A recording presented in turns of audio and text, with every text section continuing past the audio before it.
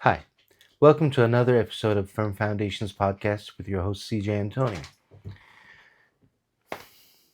You know, life can get so tedious and boring sometimes. Just you ask yourself, what's going on? What's the purpose? And sometimes we feel the same way when we're reading the Bible. Especially people feel like that a lot of times when they're reading the genealogies of the Bible. Name after name after name.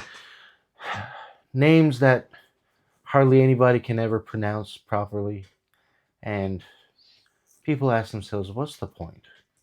Other times, there's passages that are just so slow, so uneventful. It's like, this isn't a very good novel. It's not very thrilling, but it's in those places where we find some gems when we really stop and look at it. Gems about God's plan of redemption and gems about God's love and care for the everyday man. Um, the amount and quality of attention that the Lord places on everyday details. And this passage we're going into today is one of those. It reads very, for the most part, very, ah, you know, okay. So I guess this is what we're doing. the There's no big battle. There's no big miracle. There's no big flashy event. There's not even a exact focal point unless we really work the camera angle just right and figure out through careful analysis. Exodus chapter 2. Um, Last episode, we talked about how Moses prophesied in his latter years that God would send a prophet to Israel like him. And we discussed three categories in which uh, he would be this coming prophet would be like Moses. His lineage, his calling, etc. And we began to see some parallels with another very famous figure that most Jews do not accept as the prophet that Moses um, foretold, but those who follow him know, looking back, hindsight 2020, um, it actually is. So we started building a case for that. The first thing is, um, like Tony reminded us, Bible says that the Lord called His Son out of Egypt, and even though the text of the section in Isaiah is actually clearly speaking of Israel itself, the rabbis actually uh, midrashically interpreted that and said it pertains to the Messiah himself when the Messiah comes, and that the Messiah is, again, another rabbinical interpretation of Moses' words, that the prophet that is to come is the Messiah himself. And we saw that, hey, when Moses was born, the Pharaoh was warned by astrologers that um, the Savior of the people of Israel had been born or was about to be born. And so he goes out and orders that all children, male children, be killed, either by the first he orders the midwives, Mm-hmm. thank you, to murder them as soon as they're born. Then he orders the Egyptians to murder the boys where they see him when his first plan fails. And we saw the parallel between that and what happened some 1400, 14 and a half, almost 1500 years later in Bethlehem, when another group of astrologers known as the wise men of the east came to visit Herod and told him, "We came to worship the king of Israel. Where is he, this newborn child?" And Herod had his men research the topic, found out he was going to be born in this Messiah was going to be born in Bethlehem, and he found out the timing of it and had all sons, baby boys under the age of 2, murdered. And we saw that because of the age difference between Aaron and Moses, and Aaron wasn't subject to that degree, but Moses was, and there's only 3 years age difference, it's very well that Moses was also sentenced, probably, well, let me put it like this. The decree was probably um, issued about when Aaron was a year old. So again, the idea is 2 years old and younger would have been murdered in Moses' days when he was born. Um, so moving from that, we're going to see now what's going on with this Savior of Israel in the day. And this passage is going to make several interesting connections between Moses and Noah. Um, it's also going to bring us to the famous well where people either find a wife or find God. And we're going to see what happens there. A new character is going to show up, and over time we're going to find out he has several names, but one of his names is literally the friend of God.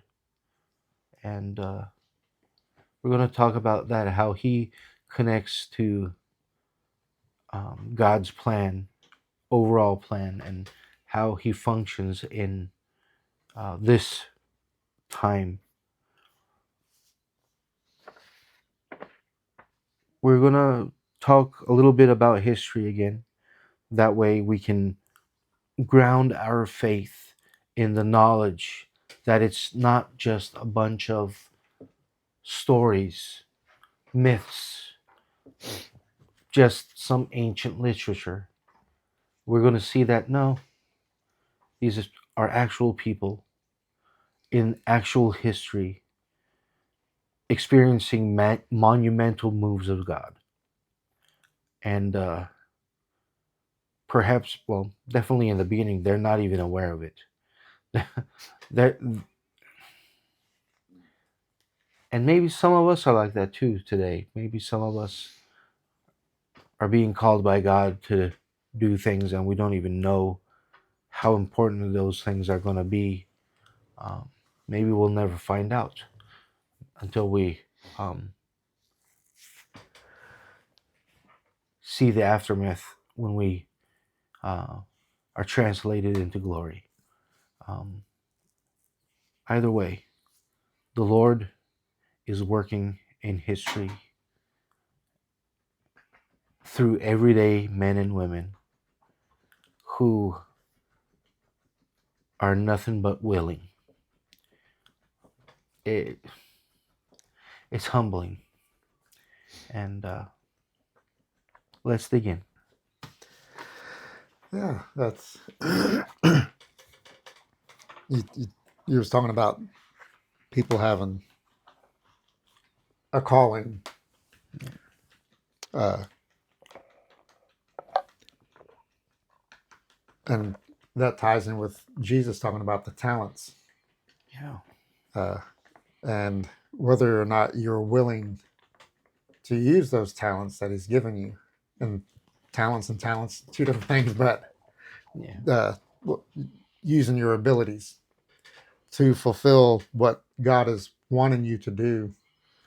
And when you turn back away from that, either willingly just pigheadedness, or we're going to see in a few chapters, well, actually, chapter 3, if I'm not mistaken, or 4, even Moses was really, I don't want to do this. I can't do this. I can't do this. I can't do this. So, Yeah. and God gives him several abilities, or not abilities, what to say, people in his life to handle the situation, to assist him. So we have to be careful when we feel God giving us this talent to either increase it or bury it. Hmm. You know, we've got to be careful with that, because I know I've buried talents. Unfortunately, I've missed opportunities. Yeah. Probably lost out on some great blessings on that too. Yeah. But we're all ignorant in some form or fashion at times. And again, he understands that also. Yeah. And that's why we're called sheep, because we're just as dumb as sheep. Bah. Bah.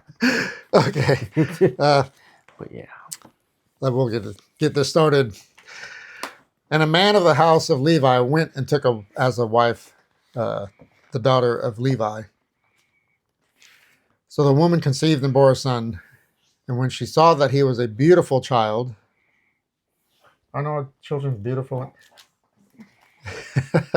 She hid him 3 months.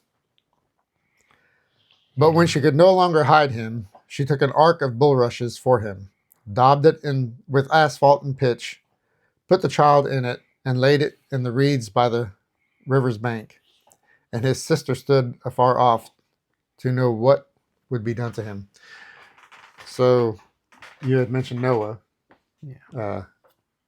and we're talking about, Noah built an ark to save humanity and all the land animals, and put pitch in it, sealed it up.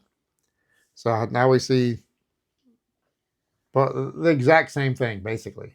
Yeah. Except this is just holding one person, so it doesn't have to be Yeah. for anybody else. It's just one child, and he is.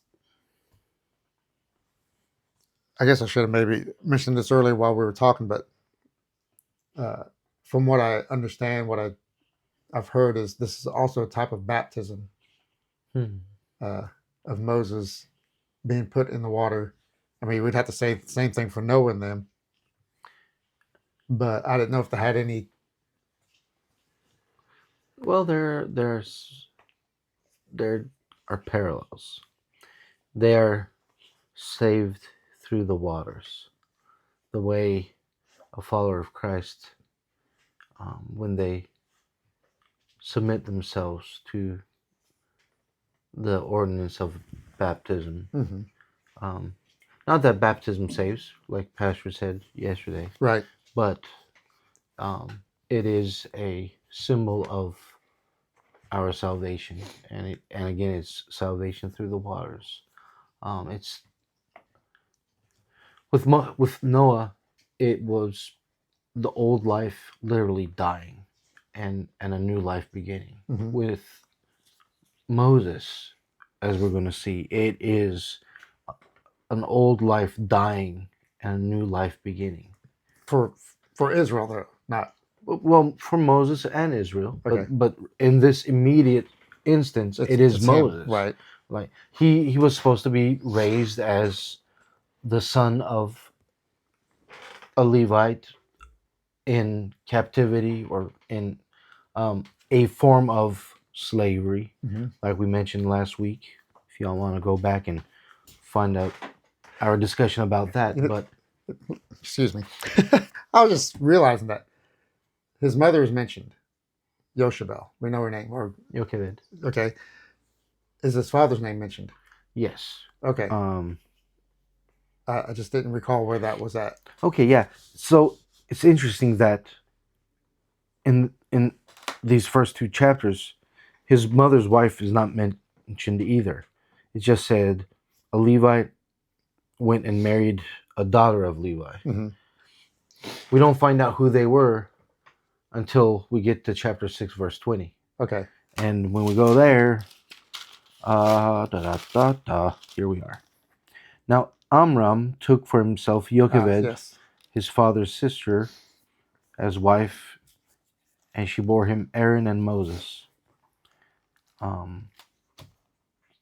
And we mentioned that before too, that Jochebed was actually born during the first generation in Egypt. So we know that they didn't spend 430 years as slaves in Egypt Mm-hmm. that whole time. In fact, they only really lived in Egypt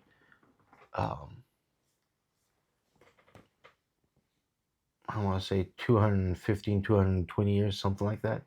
And Jochebed was actually 135 years old when she bore Moses. And his father was 137 when he passed away. So, you know, yeah. So the parallel I was trying to look at is Mary and Joseph. We know who Joseph was, the stepfather of Jesus, but he is rarely ever mentioned ever. And I think it was to keep the focus away from his earthly father to focus on his father in heaven. Yeah. And I was kind of looking at a parallel with Moses here, where his father's name is not mentioned very much at all. Yeah. You know, because they, if I'm not mistaken, the scribes and such parallel Moses and Jesus in a lot of different ways. Yeah, there's Similarities. a lot of similarities going back to Moses's um, latter years prophecy about the the prophet being like Moses. Mm-hmm. And yeah, the mother definitely is the star of the show.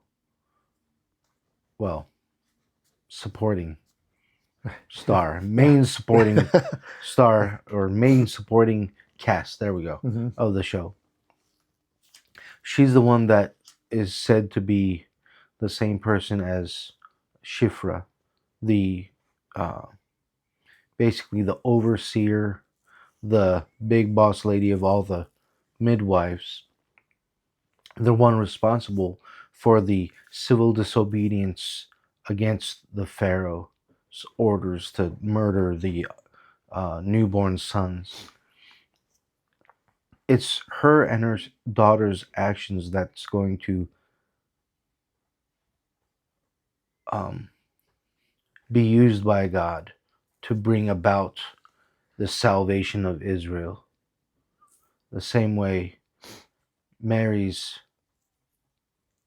obedience would bring God's plan of salvation for Israel and the nations. Um, yeah, there's there's a lot of I'm sorry, I no, threw us way off track here, but that's what we're here for. we're going to probably go further off track when I start mentioning the movie. Yeah, yeah, but like you said, Noah and Moses, they're both delivered through the waters, and this actually frames Noah's story in a little bit of a different light too, right? Because we normally view Noah's story as the salvation of the world, the salvation of the human race, Mm-hmm. um, in the wake of a massive judgment. But it's also the story of one man's salvation. Um, Well, Noah, his purpose was to keep mankind alive. Moses's purpose is to keep Israelites from being annihilated by the Egyptians, Yeah. because that may have happened. It's just like Iran. They want to wipe off Israel off the map. I mean, We're recording this the day before Purim, 2026. If you're watching this in the future, this is shaping up to be one amazing Purim, one of the best ones in the last 2,400 years, with respect to Iran. And we'll let we'll let you uh, either remember or read up on that whenever you're watching this. Um, but yeah, uh, yeah. There's yes. We look at their stories and we recognize God's plan, His overarching big plan for their lives. But the way it's framing it in this one verse is a personal story. God isn't just the God of the nations. God is the God of this one tiny little baby boy. And He's going to take care of him. He's going to deliver him through the waters, which brings us to another topic, right? Because in Egyptian religion, in the ancient Near East, all over, waters, the deep sea, is seen as a metaphor for chaos. And the ancient Egyptian religion, just like Zoroastrianism, just like Hinduism, revolves around the idea of this battle between um, chaos and order. And God, just like in Noah's days, brought order out of chaos through the waters. He showed that He doesn't fight against the waters, but He molds the waters. The waters are a tool in God's hand. He's now making the thing that was meant to bring chaos to Israel, destruction to Israel. He's taking it and making it into the salvation of Israel, or one of the means of salvation, I should say. And He's just, again, slapping Egyptian religion in the face. Like, nah, the waters, they might be chaos to you, but I am their master. Who's your daddy? I am.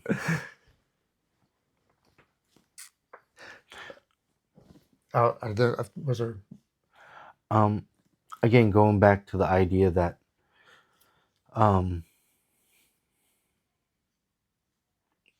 how does Miriam and Yocheved know that the princess or anybody else is going to be there exactly at that location where they put their baby boy, baby brother?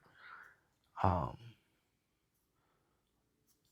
going back to the idea that they were employed by the Pharaoh, and that's going to explain also um, the conversation that Miriam and Yocheved are going to have with the princess, the Pharaoh's daughter, in a little bit. It maybe I'm jumping ahead, but how does just lowly Jewish servants have access to nobility, and they're able to go in and come out unchallenged? Us, they're slaves, so they have to have access to their owners, so to speak. So if they were employed by them, they would have no fear to. Okay, let me rephrase like this Okay, then. because blew that. Given that they're not the normal type of slave that we think of in today's Mhm. mindset when we say slave, they're actually, they're people. They have some freedom. They have their own homes. They have their own property. They have their own fields. They have their own herds. they're just slaves in the sense that they can't just go and come as they wish. They're slaves in the sense that when the Pharaoh says, "Hey, it's the off season. There ain't no agriculture right now. I need you to build me a city." They have to obey. I mean, they're slaves in the sense that they're paying a tax in the form of forced labor. So it's not, and since their job is to, like most of the Jews, their task is to build a city.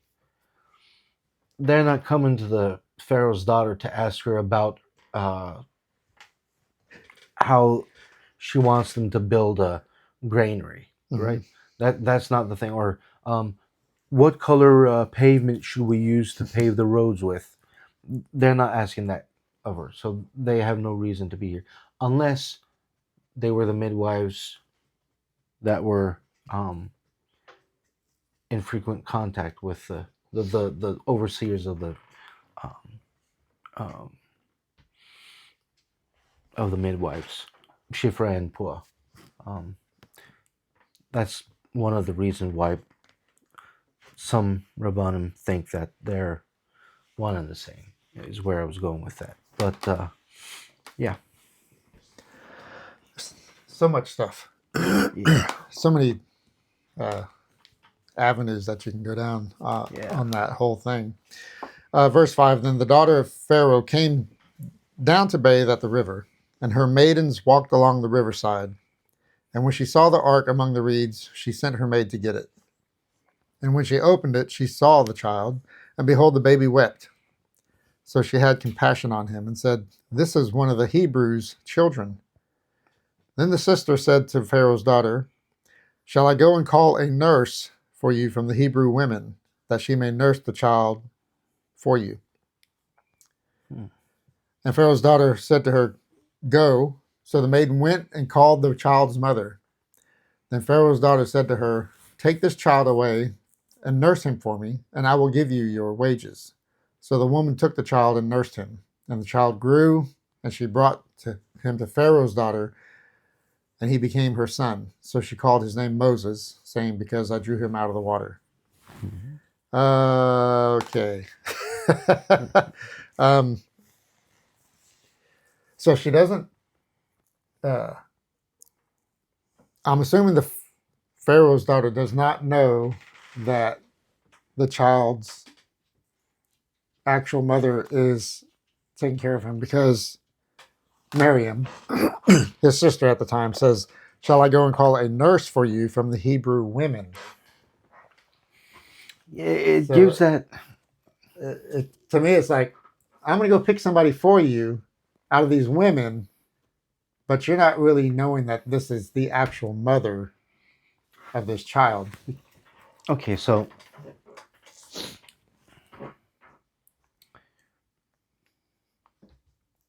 it gives that impression, I mean, that's how I but read it, yeah, you know. that's how And almost everybody reads it.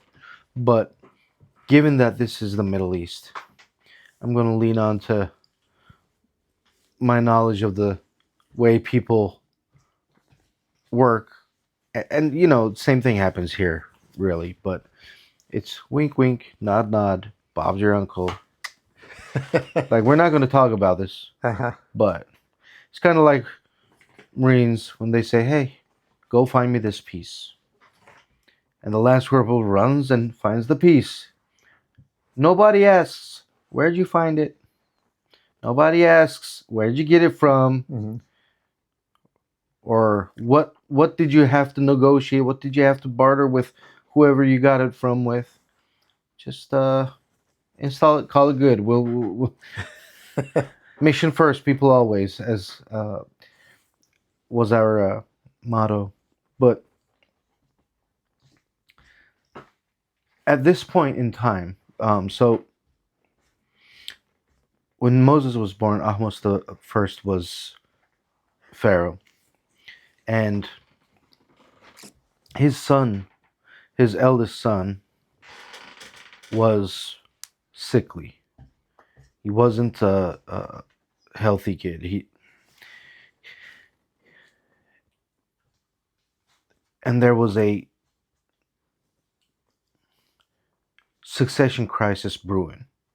Um, they already knew that, hey, if the Pharaoh died today, there would be civil war. There would be palace intrigue, and so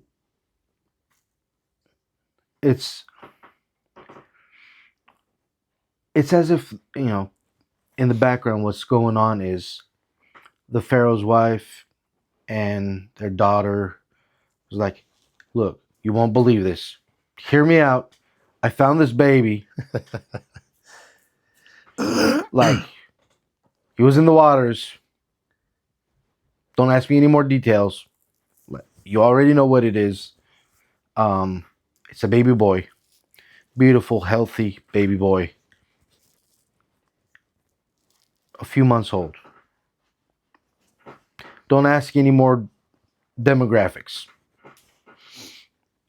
And we know historically that, um, and the Black Sheep Bible Talk channel has a real good uh, video on this. Go check him out. But it's like they see this boy as a way to end the turmoil, the brewing chaos, and bring order to the realm before anything happens. So they arrange for him to go away.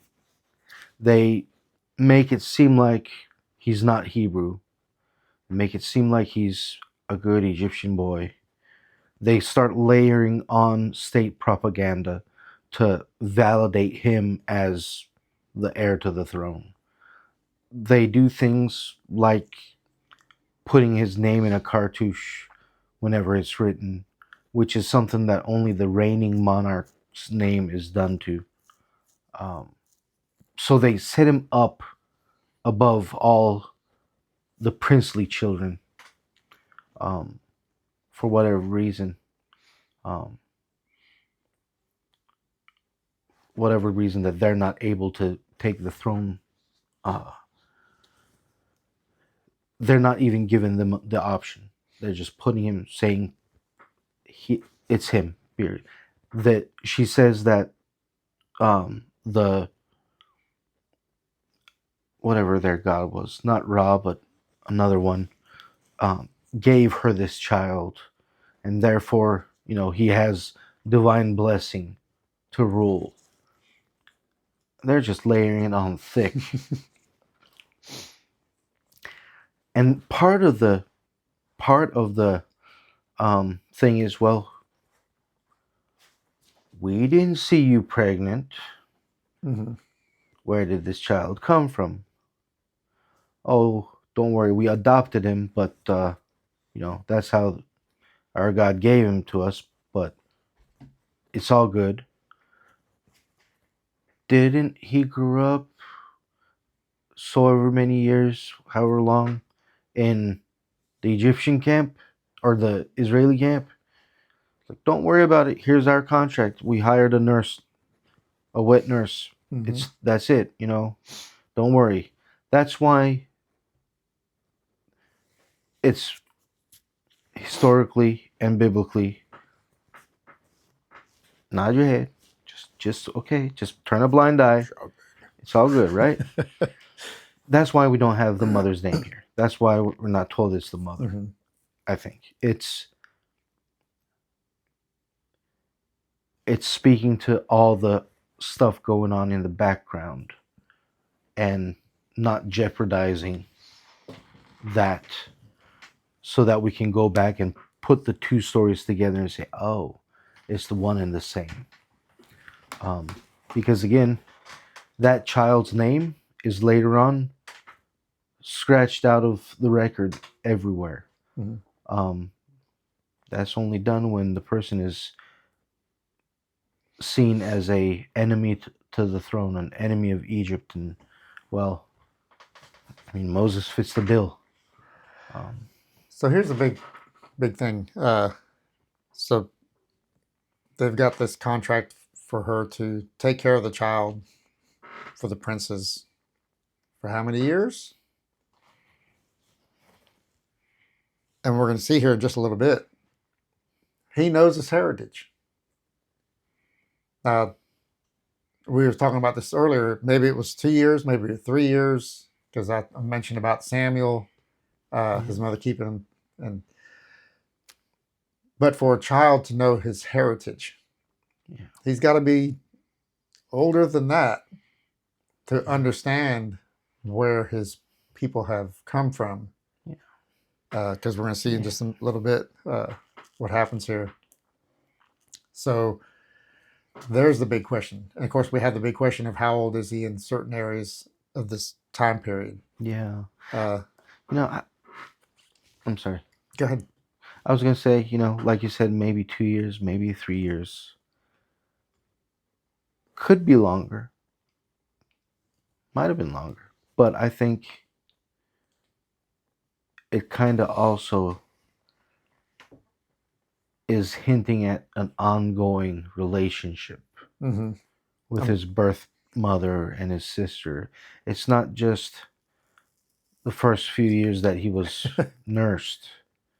After they bring him to the temple, but to the palace, it still goes on, and that's another beautiful thing. If Shifra and Pua are indeed Yocheved and Miriam, then this is also God rewarding them for disobeying the Pharaoh, for organizing a civil disobedience and not killing innocent children. Because of that, she's allowed to raise her own child and have an ongoing relationship with him, even though he will grow up in the palace. Just trust God. Just trust the process. Even when it gets hard, be faithful, do what's right, and it will be okay. It might be painful, but it'll be okay. So I had mentioned to you earlier about the movie 10 Commandments. Half of it takes place in chapter 2. They show Miriam standing in the river watching her brother, and Pharaoh's daughter gets him. And I do believe it mentions his mother nurses him for a while, but after that he's in the palace and he's raised as an Egyptian, because Moses has no idea that he is Hebrew. It just shows that he's an Egyptian. He's in his 30s, whatever. He's a conqueror over Ethiopia for the Pharaoh. He's starting to build a city. I forgot the name of the city, but so that's what he's been doing this whole time in the movie. So already it's skewed. And we're going to see some more about how the movie is so far off of this work. And that's why it's so very important. Whatever religious show that comes on TV, that you need to look at and see, is that what's really happening? Yeah. Because the directors and producers, whatever have you, they've got to make their money, which means they're going to have to change things. They're going to have to add, and this even goes up to The Chosen we was talking about earlier. There's some things in The Chosen that far-fetched. Maybe they happened, maybe they didn't. But some things are skewed to keep the interest of people watching it. But you've definitely got to be sure to look back on any movie or show that you're watching to make sure that they're speaking what God is saying in His word, not in their idea. Yeah. But we're going to see some more of that. Yeah. You got something more, or are we ready to chug a lug? Let's rock and roll. Okay, verse 11. Now it came to pass in those days when Moses was grown, however old that was, that he went out to his brethren. and looked at their burdens, and he saw an Egyptian beating a Hebrew, one of his brethren. So he looked this way and that way, and when he saw no one, he killed the Egyptian and hid him in the sand. And when he went out the second day, behold, two Hebrew men were fighting, and he said to the one who did the wrong, "Why are you striking your companion?" Then he said, this is kind of ironic, "Who made you a prince and a judge over us?" Well, he spoke that one in. Do you intend to kill me as you killed the Egyptian? So Moses feared and said, "Surely this thing is known." Hmm. When Pharaoh heard of this matter, he sought to kill Moses, but Moses fled the face of Pharaoh and dwelt in the land of Midian, and he sat down by a well. Hmm. A whole lot happens here, Yeah. and we'll do the movie later. But a whole lot happens here between that point and what I just finished reading in the movie.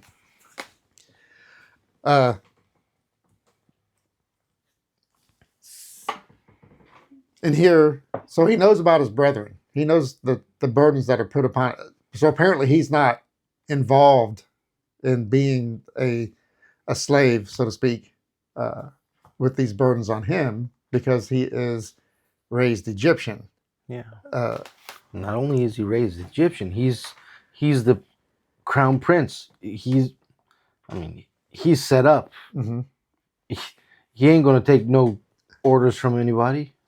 So why is he concerned about these two guys fighting if he's raised in this manner that I'm sure people are not allowed to just come up to him and talk to him, being that he's in this position. There's got to be permission. I mean, you just don't go up to the Pharaoh and say, "Hey, dude, what's going on? I want to make him a complaint." That's got to be, scheduled through whatever. But here, this he's the big prince, and he sees two Hebrew, or sees the Egyptian beating up a Hebrew. What does he care? Well, I mean, we're gonna see this. This is a pattern in his early life, right? Mm-hmm. We're gonna see in the next few verses that this isn't an insulated event. He where's our hard yell? But he seems to have a strong aversion to bullying and brutality towards the weak and the disenfranchised. He does not tolerate it well, and gets the best of them. He's a good dude. He's a righteous dude. Yeah, but for me, it's kind of confusing because if he's raised Egyptian, he's got all this. Okay. It's almost like he's set in this position, and he knows that Egypt is the power. Yeah. And he has the power, and that the Hebrews are the lowly people. And it's almost like if you were raised that way, it'd be like somebody saying, "Whatever happens to the Hebrews, who cares?" That's what happens to them. We're Egypt. We're the power of the universe, and It reminds me of the old saying: "You can take a boy out of the country, but you can't take the country out of the boy." mm-hmm. Yeah, he's growing up in the palace, but this is what makes me suspect that he had ongoing contact with his mother and sister, and probably brother and father. Mm-hmm. Um, he knows who he is. He knows he's Hebrew. He knows that if it weren't for an act of providence, he would be likely on the street getting beaten like that man. Right. He sees in them what he could have been. And he sees that the divine hand on his life has given him the opportunity to make a change. Perhaps he knows there's a call. He knows there's a calling on his life. He doesn't know what it is yet, but he has a calling, and he probably looks at it like any one of us when we receive or when we perceive that there's a calling on our lives. We look around, like, okay, so this is the circumstance I'm in.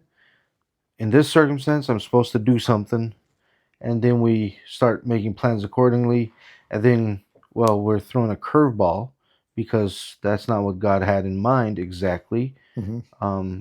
Our calling was supposed to be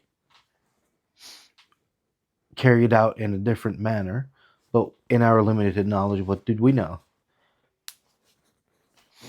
He's looking around like, I got the power, and I'm to make a change. So, let's do it. I like the analogy that you about the country, taking the boy out of the country, and not, but you can't take the country out. That fits right there. That's really good. Yeah. So, you know, he knows what he's about to do is wrong because he's looking around uh, to make sure coast is clear. I'm fixing to put a chokehold on this guy, or however you explained it a different way. That they said that. Yeah, one of the commentaries makes the case that all he did was utter the name of the Lord, and the Egyptian, being unworthy, perished. Um, there is power in the name of the Lord. Don't get me wrong. I am not debating that. Yeah. But I'm guessing the movie might have been more correct than it is otherwise. But I don't know that he's thinking that it's wrong. I think that he's thinking it's dangerous, because sometimes doing the right thing is the dangerous thing. Many cases, right? Preaching the gospel is the right thing no matter what, no matter where, but doing so in Saudi Arabia or Qatar or Iran or China is, or North Korea or Nigeria is extremely dangerous. Mm-hmm. Um, yeah, I don't think he thought it was wrong. I think he looked at it and thought, this is the right thing to do. It's just not the popular thing to do because of the power dynamics. But that's one thing people get misunderstand about ancient monarchies and stuff is, monarchs can do whatever they want. Mm-hmm. No, they actually had laws, and they had to follow the laws, and they had to follow traditions that was set in place by generations long before them. Um, Unfortunately, in this case, defending a Jew against the Egyptian was probably um, maybe not illegal, but unconventional. Kind of reminds me of Roman times. You can't kill a Roman. You do, it's instant death. And here, Yeah, I'm sure it's the same situation. yeah, You could can't be. kill an Yeah, Egyptian without permission from Pharaoh, of course, or it's instant death. Uh, yeah. Going into 13, we had talked about uh, why are you striking your companion? Hmm. Um, you had talked about this is one of the reasons why God has, I don't know if you'd say, turned his back on the uh, Hebrews because of the way they were treating each other. Yeah, the Rabban look back, the sages of Israel from way back when look back on this episode, and they were like, it became known is the phrase it uses in what is it, 14, no, 15, 15, yeah, or 14, yeah. Surely this thing is known. Mm-hmm. And they're like, okay, the text clearly says that, you know, Moses realized that what he had done had become known. But also midrashically, as an extra added layer of meaning, that it means that Moses, it became known to Moses why Israel had to suffer the way they were suffering. Mm-hmm. And it was because of their in-house bickering and gossiping behind one another's back. Like, there was nobody there when Moses killed the Egyptian other than the The other one, Hebrew guy. right? Instead of being thankful and keeping his mouth shut, he goes and blabbers everywhere. Loose lips sinks ships. Um, Purple Dragon, baby. Um, yo, Vietnam era stuff. Go find out. Go look it up. But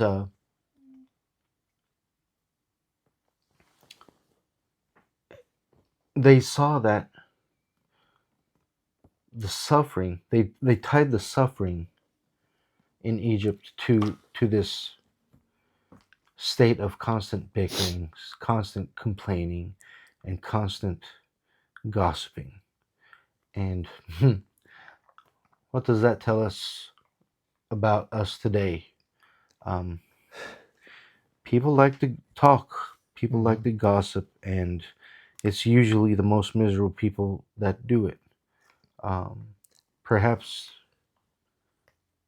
we earn our misery in part through what we speak and um, not practicing thankfulness. Yeah. Um, My wife, she knows gossiping is, I can't stand it. It causes division. It yeah, causes suspicion. yeah, It just destroys in so many ways. And I think that's one of the main reasons why churches have splits is gossiping, because one thing leads to another, and it's like having a row of 15 people and you tell one person a sentence, and by the time it gets to the other end, it's completely whacked out. Uh, and that's what gossiping does. It yeah, changes the story, and it changes the story, and it changes the story, yeah, and it leads to what happens here. yeah, You're suddenly you're you're no longer best friends. Now you're enemies of each other. You've been friends for 15 years, and then one thing gets changed uh, out of the truth, and it causes a snowball effect. yeah. But then again, hindsight 2020, looking back at the text, this is the precise moment God uses to set Moses on the right course of action for his mission, to carry out his mission. He needs to move him out of the palace, because Mm-hmm. when God is going to move, when God is going to save, he's not going to save it through the most expected means of delivering the salvation. Mm-hmm. He's not going to ever choose the president of the imperial power of the day. Talking about imperial power of the day and stuff happening today. It's not the president that's going to do it. It's not the pharaoh that's going to do it. It's not the crown prince that's going to rise up and do it. It's going to be the nobody, the man and woman that's been prepared in the shadows for such a time as this and brought out. Um, that's one problem I do have with what's going on today, even though I'm thankful for President Trump doing what he's doing, and I can't wait for Shah King Pahlavi to come back to Iran and all that stuff. But um, that's just too on the nose. That's just off-brand for God. So I don't know what's going to happen.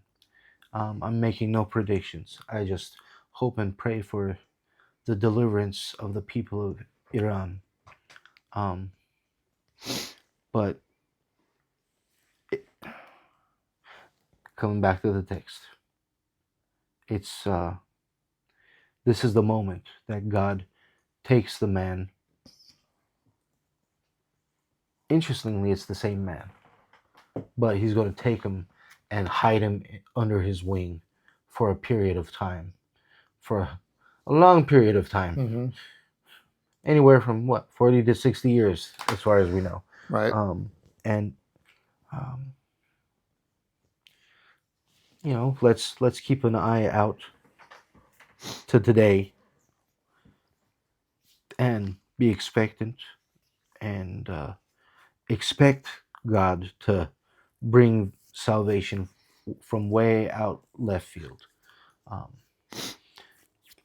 And while we're at here, if you don't mind us taking a break and shamelessly asking y'all to partner with us by leaving your wallets in your pockets and instead get on your knees and pray for us. Like, subscribe, comment, share. These things do make a difference. They do tell YouTube that there's an interest in this video and that it's beneficial and that people enjoy it, so they will in turn put this in front of other people. And our goal is to bring the knowledge of the gospel of Christ Jesus and the word of God to the masses. There are many people doing it. Everybody has their own flavor. Support us all. It doesn't cost you anything except for a couple seconds, maybe a couple minutes to type something up and share it. But in doing so, you become a partner with the ministries and companies and people that are serving the gospel. So please, who knows, someday somebody that you've never met might hear the gospel because of a simple act of liking a video. Mm-hmm. You'll never know it, but you will have saved somebody's life. So please. Yeah, I challenge those that are listening to just with even one word to shoot us a text or an email or whatever. Love it, like it, don't like it.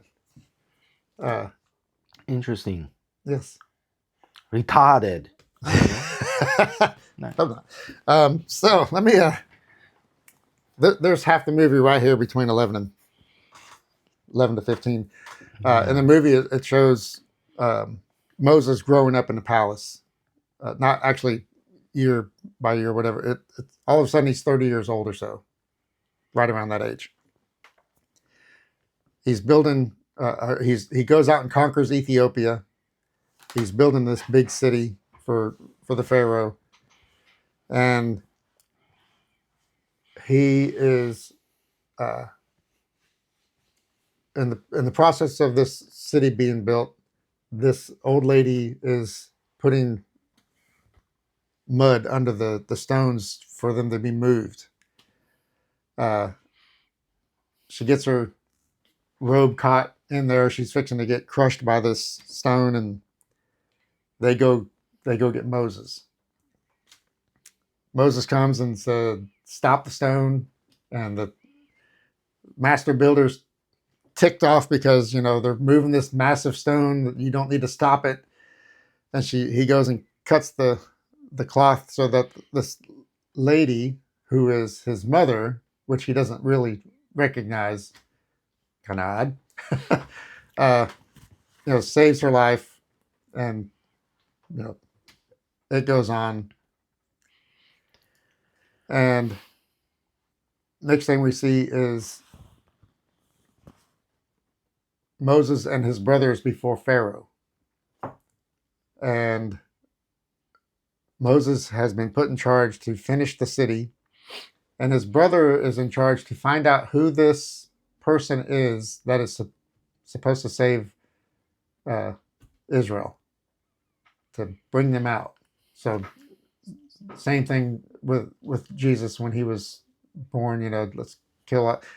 So apparently, he finds out that this child was not killed in that time, uh, and they call him either he's either a myth or a man, and he gives his son a bottle. If he's a myth, put him in the bottle. If he's a man, bring him before me in chains.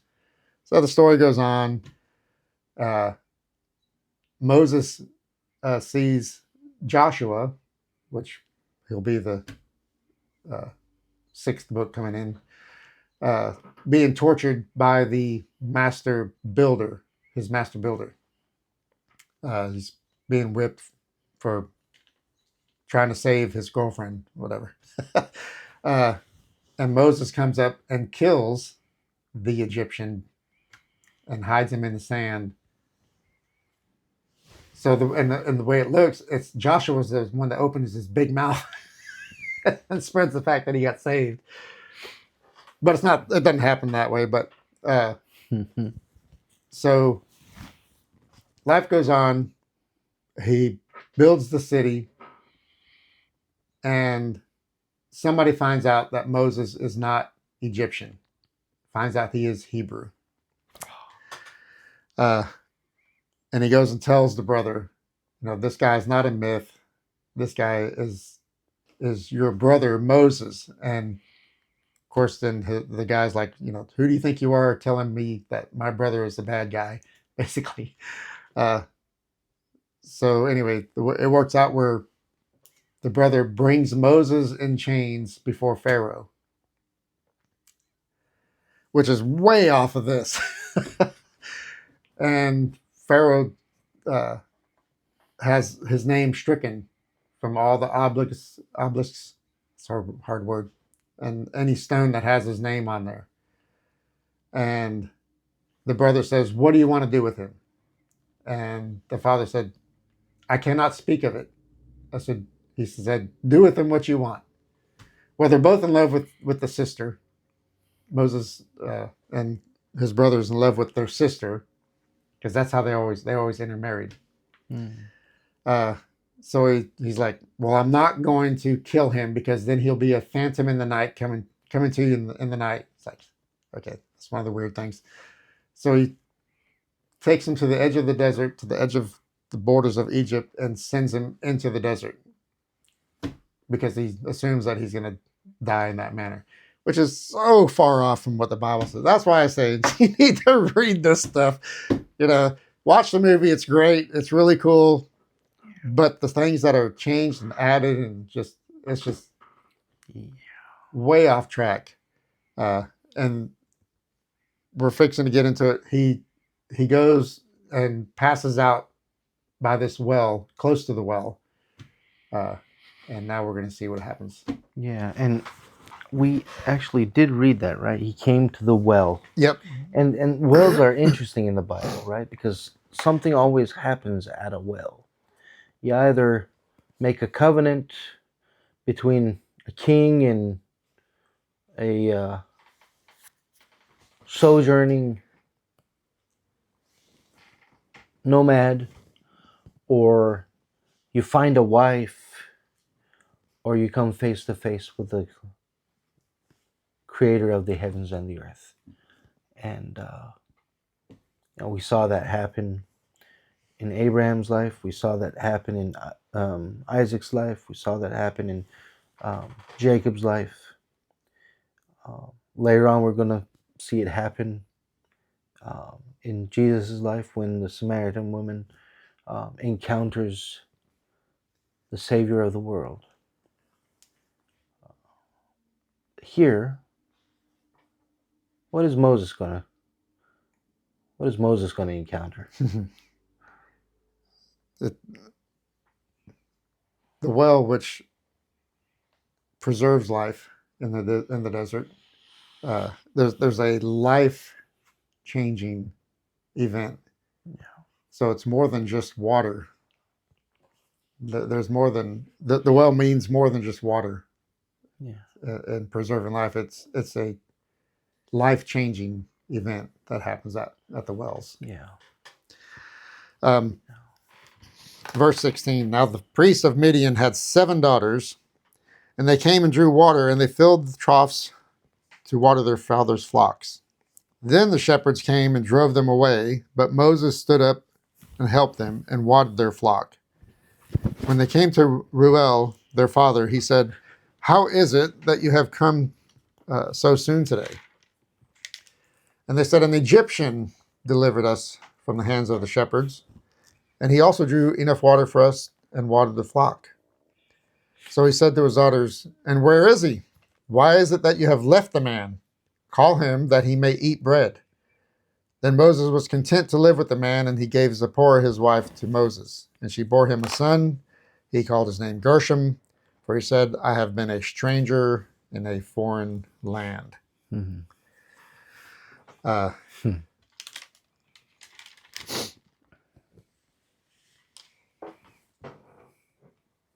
so, I'm just baffled by this because of the way that the movie portrays it. But I had asked you earlier about this guy Ruel, the father of these 7 daughters, and then very first verse in chapter 3 we find out that his name is Jethro. Yeah. And you had mentioned the name the name of the meaning of the main name of Ruel. Yeah. Reading this verse, most people just gloss over it and like, okay, a priest of Midian, so he must be a pagan priest. What is Moses doing with a pagan priest? Why is he meeting a pagan priest at a well, like you said, at a point of life-changing events? Like, what's going on here? And the secret is in the name. Reuel literally means a friend of God. So, and again, I keep going back to Black Sheep Bible Talk because even though I don't agree with him on certain things, he does great work, and he makes the connection that I never made before. Who are the Midianites? Yes, Midianites were a pagan people, but they are descendants of Abraham through his third wife, who may or may not be his former concubine. We talked about that in a previous episode. You can go and look at that, listen to that later. But Midianites are descendants of Midian, who was Abraham's son. And it's as if God is, and even the rabbis of old actually noted how Israel had been losing their um, religion in Egypt. They were losing their identity in Egypt and getting assimilated over time, with the exception of perhaps the Levites. And so he makes the connection that while this is happening in Egypt, God has a backup, kind of like the faith, if you think of it as a software. He has a backup elsewhere in the desert and in Midian. And even though most Midianites were pagan now, there's this one house, there's this one group that were faithful to the Lord. And Moses meets him at the well. Reuel has two other names, Jethro and Hobab. We'll see as we go along. Um, and he comes there, and again, like we said earlier, he has this ingrained response to evil when he sees it. He does not tolerate bullying. He does not tolerate. I'm trying to remember another word. Um, um, Injustice. Uh, so when he sees the weak again, this time the women, being persecuted by the men, he stands up and defends the weak. Uh, then he finds himself in the household of Roel, the friend of God. It's as if God is providing a sanctuary for Moses where he can not only rest physically, not only stay away from those who are hunting him down, but also grow spiritually. Yes, he learned a lot from his mother over the years. Yes, he's still faithful to the God of Israel. But as anyone would, who perceives that there's a calling on their life and then find themselves in a crisis out from which they cannot find a way out of, let's put it like that, with their own strength, with their own wit,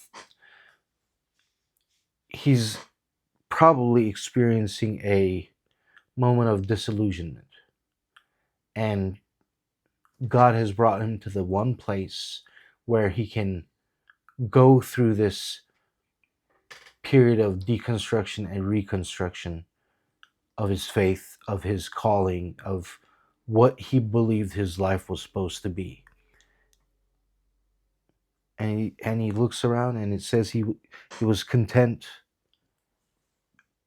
And that speaks to him looking at the family and perceiving their faith and perceiving the kind of family that they were and being like, okay, yes, I recognize something here. God is in this place, for a lack of better words. So he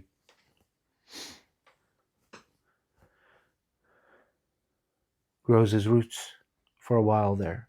Um, and we can find ourselves in that situation too, where we think our life should be going a certain way, and then no, and then we find ourselves out in the wilderness.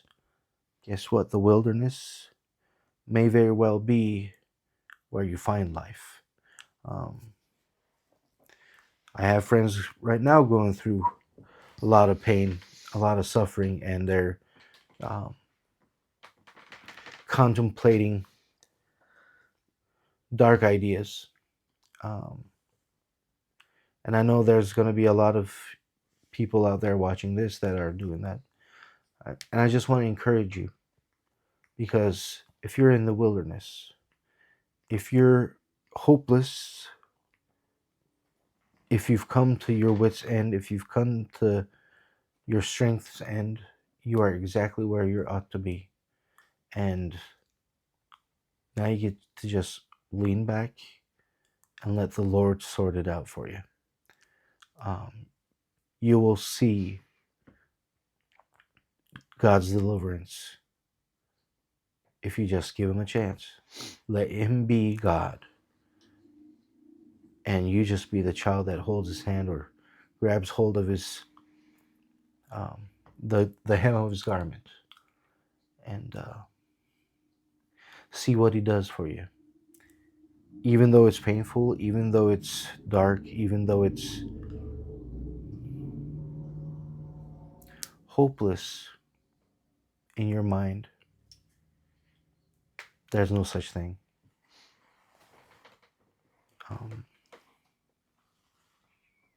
Yeah. But again, on top of that, on top of God's deliverance, on top of God putting him and hiding him under his wing, in his shadow, he finds a wife. Mm-hmm. and has a son. Yeah. So we know there's several years that go by. But so as you know, here we go. Back in the movie, Moses, when he gets to the well, he's passed out, several feet from the well, because the women find him, and then the whatever tribe comes up, takes over the well. Moses wakes up. Here it definitely says he's sitting by the well, but Moses wakes up and attacks the bad guys and beats them up, and uh, they get their flocks watered, and uh, they introduce him to their father Jethro, or Ruel at the time. Uh, like I said, they've got to make it interesting. The movie people, way off. Moses wasn't passed out; he was sitting by the well. These guys come up to take over. He gets up and defends them. As you said, he's got the soft heart for the ones being bullied. And in the movie, he meets the father, and the father gives him permission to choose one of his daughters. And here it says he gives him Zipporah. Now, I don't know, and it doesn't matter. A lot of people believe that Zipporah was black. I don't know. And it's just some weird things that come about that, or maybe it's his next wife, but I think it's Zipporah. And there was a lot of argument about that. There's back in the 80s when I first learned who Jesus was, and I started reading a little bit. Not much. So I didn't know if you had any insight. Was she black? Was that because they're in Africa? Well, or in the region of it, and I don't know what tribes would have been black or brown or white, or I mean, I believe the tradition is that she was black. It could be that Jethro married a black woman or had a concubine. Don't know. Mm-hmm. Don't know the details. But like you said, doesn't matter. You know, Solomon had black children, African children. If you don't believe me, just go to Israel now. The Ethiopian Jews, they're all black, they're all beautiful, and a lot of them know the Lord. One of my favorite things is to listen to some of the bands are Ethiopian Jewish, Messianic Jewish bands that I listen to, and I just love them. But yeah, so it would not surprise me whatsoever if God brought an African woman into the tribe. I was going to ask you something earlier, and I'll figure it out in a minute. Also in the movie, Moses follows the 7 daughters into the tent where Ruel is at. But here it talks about, he's saying, "Where's the guy at? Why didn't you bring him with you?" Yeah. So they eventually they bring him to him, so that he may share bread, and I'm guessing that the word bread in here isn't only the physical meaning of bread. 1 second. Let me let her out. To me, it's more. He's saying, let's have a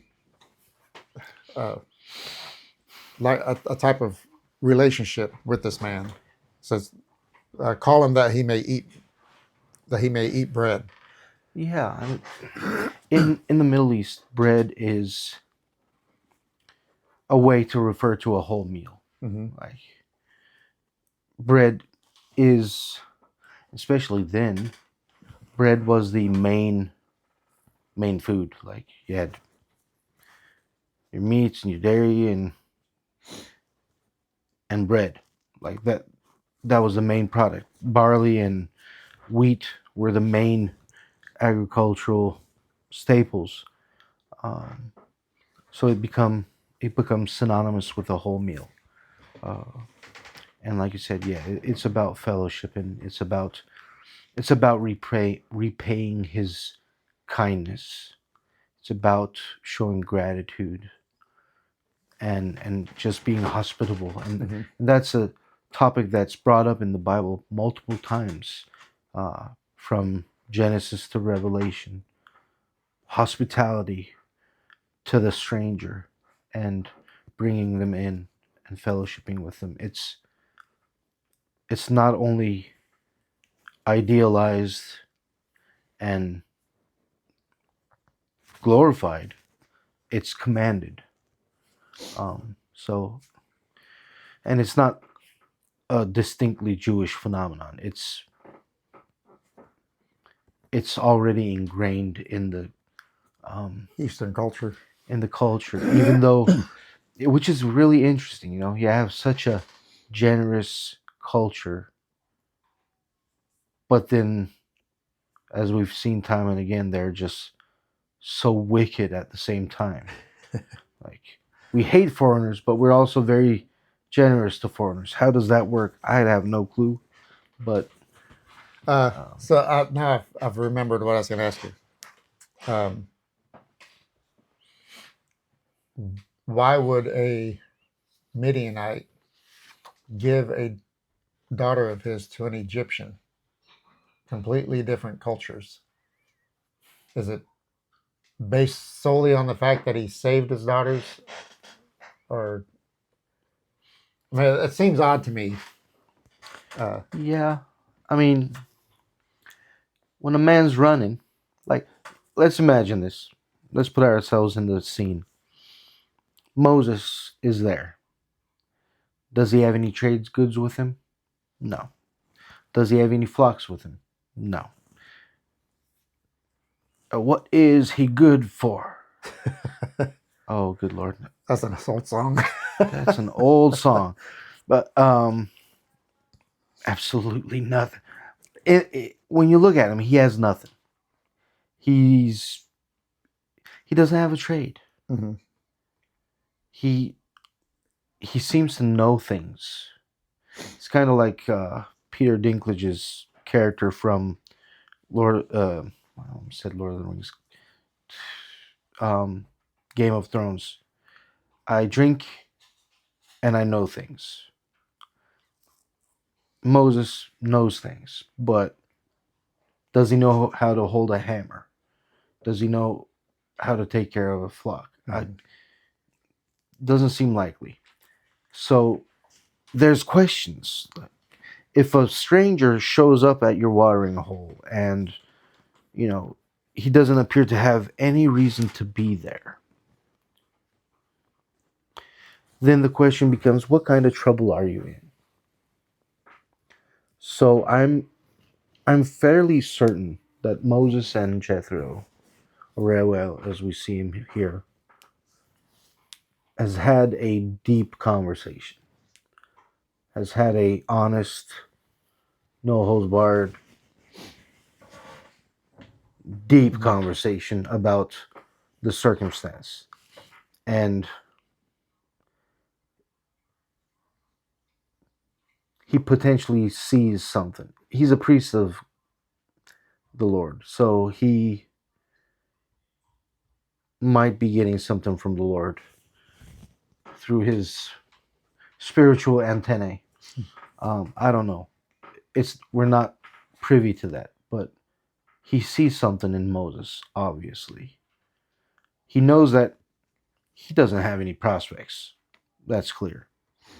but he gives him his daughter anyways. The only thing I can come up with is that he saw what the Lord saw in him. In the movie, which I may have to give credit to the producers here, directors. Uh, when he comes before Ruel, they know he's an Egyptian because he's got Egyptian sandals on. He may have, well, running away and going through the desert. He probably doesn't have any more makeup on that they wore, but he may have some of the garb that they had. Maybe some jewelry, maybe, but they recognize him as an Egyptian. So there's something there that they see. And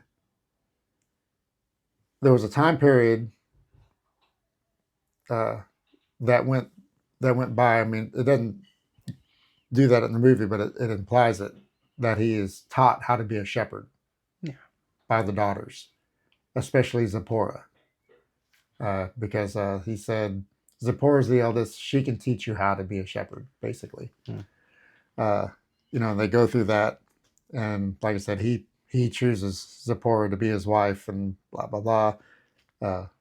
But we know that in here it says the father said, "You get Zipporah, whether she's the ugliest one or not. You get Zipporah." Yeah. So they may have had something right in the sense of what you were talking about. He had been there, and he learned the trade, perhaps before he got married, because we know that everything's don't happen minute by minute in here. There's time periods, just like Moses is probably going to be living there for 40 or 50 years, because he doesn't go back to Egypt until he's 80 years old. Yeah.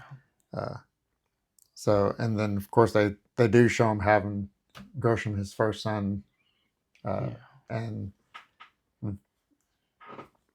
they show that in the movie. And then I told you about the guy coming up, getting trapped by his dogs, and we'll get into that later. Who he sees a certain person, which doesn't say anything about it in here, but like you said, it doesn't tell us everything. Some things we have to imagine. Some people have a better imagination than others. But look at it. It's been over an hour. We've been talking about this one chapter that takes about 3 minutes to read. If he had listed every little detail, I don't think the Bible would fit in this house, let alone in this one volume. So, yeah. Let's finish this out. Verse 23. Now it happened in the process of time that the king of Egypt died. Then the children of Israel groaned because of the bondage, and they cried out, and their cry came up to God because of the bondage. So God heard their groanings, and God remembered his covenant with Abraham, with Isaac, and with Jacob. And God looked upon the children of Israel, and God acknowledged them.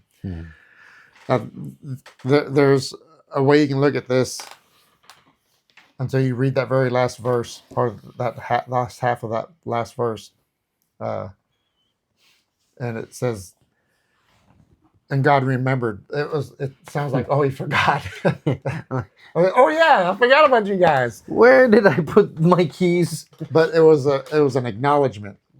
He knew, and he understood the position that they were in.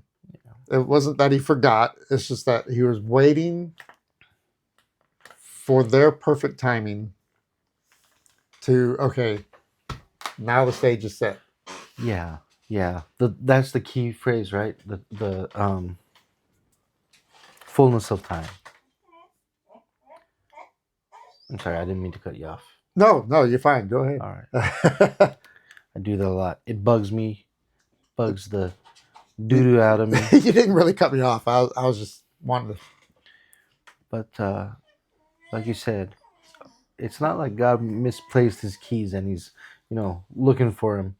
But in fact, the phrase in verse 23 when it says, "Now it happened in the process of time," is actually during those many days. And the sense is that the whole time God was there. The whole time God was paying attention, waiting for the time to come. And then when the time came, the signal is that they cried out, that they were groaning. And I'm sorry, let this puppy in here. Girl, why you gotta be like that? Say, I'm the star. I'm the star. Oh, so she thinks. All right. But they weren't repenting of their sins, they weren't repenting of their assimilation into Egyptian culture and whatever. They weren't repenting from their bickering or their um, Gossiping. thank you.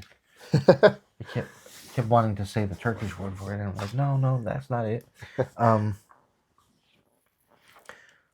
But even so, he didn't expect them to be perfect. He just needed them to get to that place where they needed him, and that's when he turns his attention towards them and focuses with laser-like precision on their plight, and the waiting game ends. Sort of. I guess it's another couple decades, it seems like to me, that Yeah, but it's going to take a little while, but the plan is in motion, and the inner workings of it that were in the background hiding away are coming to the forefront now. It's signaling a change in the status quo.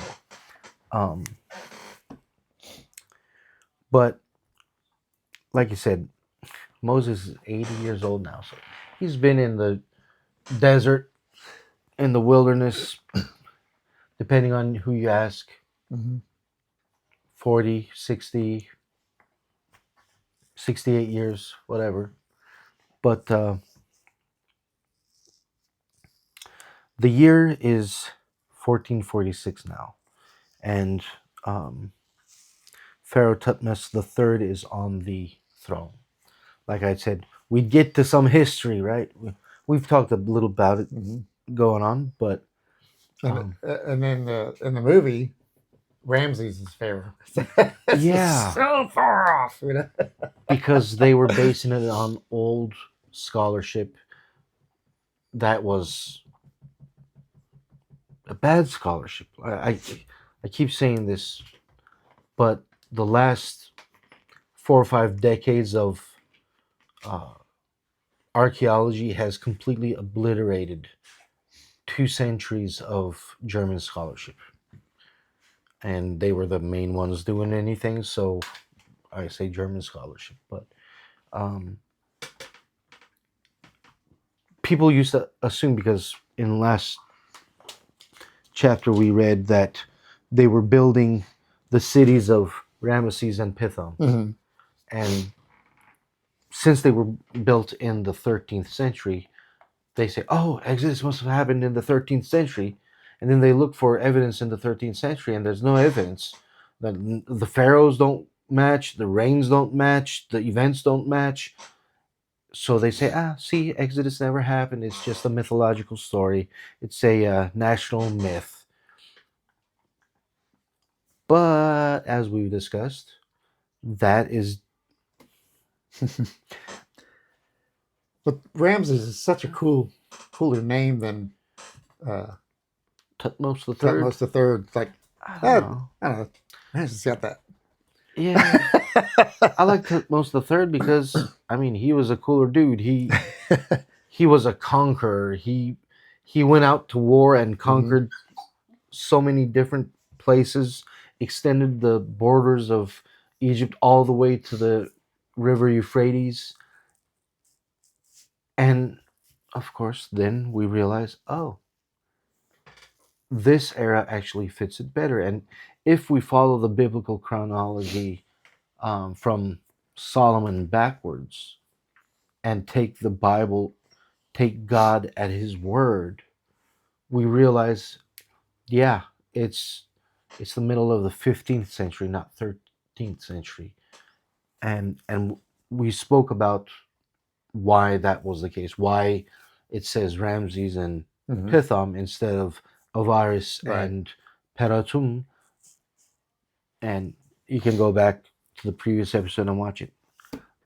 But there are several times in the Bible where that happens, and it's a signal not of exactly when these events took place, but when when scribes went back and updated place names because it had been so long that people don't remember their old names. It's like Istanbul, not Constantinople, as we say. Um, place names change. Then a few generations into the future, the old name is forgotten. So the scribes go back and update the Hmm. place names so that people know what's going on where it's taking place. That also gives us a kind of a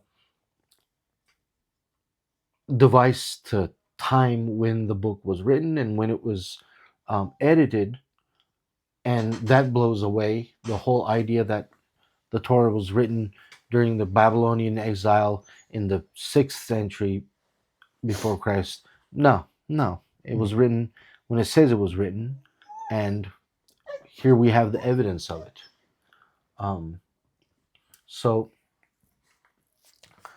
as I said, Thutmose III in 1446, and he's known today as the Napoleon of Egypt because of his major campaigns, major successful campaigns that strengthened Egypt further and increased its sphere of influence. And um, why this is important to this uh, topic on hand is because as we go forth, we're gonna, you know, read the story of the plagues and the Exodus itself, and I want us to realize that these aren't just myths, that these are historical events. These are real people, real places, real events, and the historical evidence for this is unmistakable. Thutmose III in 1449 goes on his last major offensive uh, operation. And it's normal that there would be a few years between major campaigns because you need to rest, you need to recruit, you need to gather supplies, you need to prepare, and you need to set the stage. Sometimes you have to, do some diplomacy behind the scenes to get other people to bend to your will to make it easier for a conquest to happen. Just look at the last couple months in world history today. Um, but 1449 is the last year that Thutmose III goes on a major campaign. Exodus happens in 1446 or shortly thereafter, and that's it. The no more major conquests by this pharaoh because he has no strength. He doesn't have the economical power. He doesn't have the manpower. He doesn't have any ability to wage uh, major warfare. All he ever does after that point, till the day he dies in 1425, is so another 21 years, is just go on raids, and he's clearly trying to replenish the population of slaves that he lost.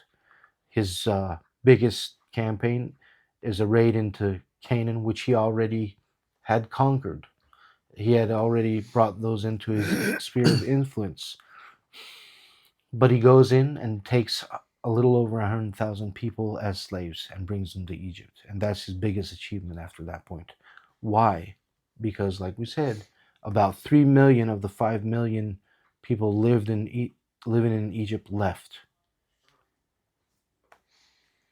3 million slaves gone. And he needs to replenish. Um,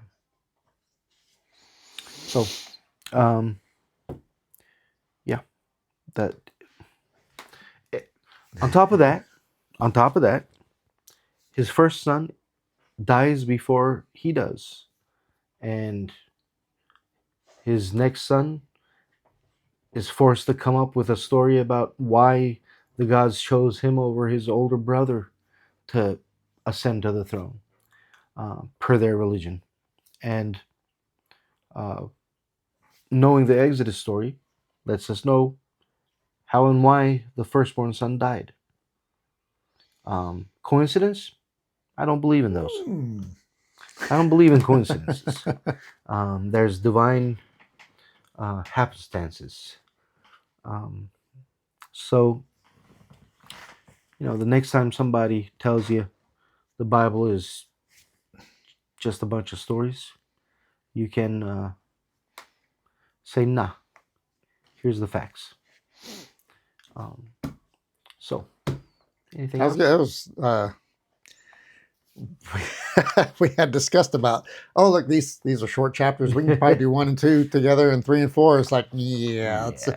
And I know part of it was my discussing the movie, but I'm just trying to make the point that you need to make sure you read and find out actual truth between movies and real reality of God's word. Yeah. Other than that was a good hour and 40 minutes. 40 minutes. Goodness gracious. We just get involved. I mean, and we really didn't go down rabbit holes. Really. This is just a lot of trying to explain, some of the hidden meanings, some of the truths between the real story and Hollywood perspective. Yeah. We're just trying to get people to realize, what's happening is true facts. Yeah. Yeah. This is what real Bible study looks like. Read the Bible.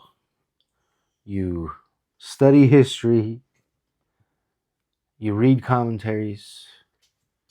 You try to get to the oldest commentary possible. You try to connect the dots and see God's hand in it. That's my bias. I always take God at His word first, and then look at everything else, and it either fits or it doesn't. If it doesn't fit, it's because I'm a nudnik and I don't know any better, and other people are just like me, no matter how well they're educated, and we all have our biases, and their biases are their biases, and we all fall into error in our own ways. And if we're honest and hungry for the truth, we will get to, sooner or later, we will come to a satisfactory explanation that is faithful not only to scholarship and how we know the world works, but also to the Bible itself. Like, there's no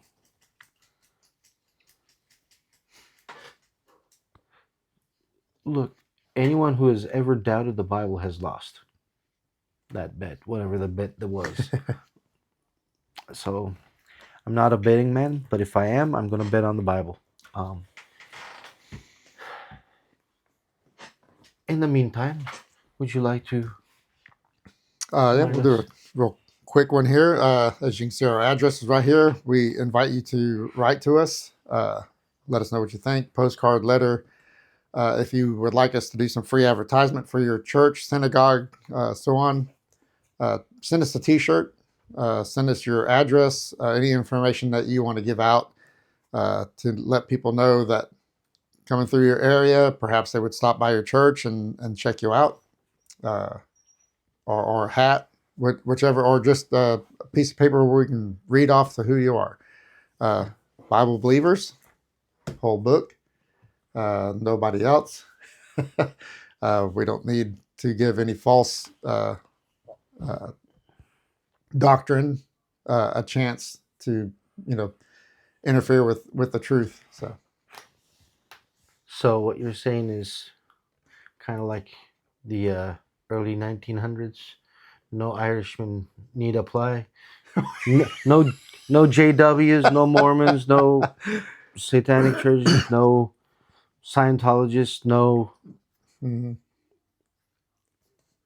You get the picture. Um, we're okay with Irishmen. They're all right. Yeah, They're cool. We love them. I'm half Irish, so I hope so. I know I got some in me too. So, yeah. Uh, God bless you and God keep you. God make his face shine upon you and give you peace. That's a wrap.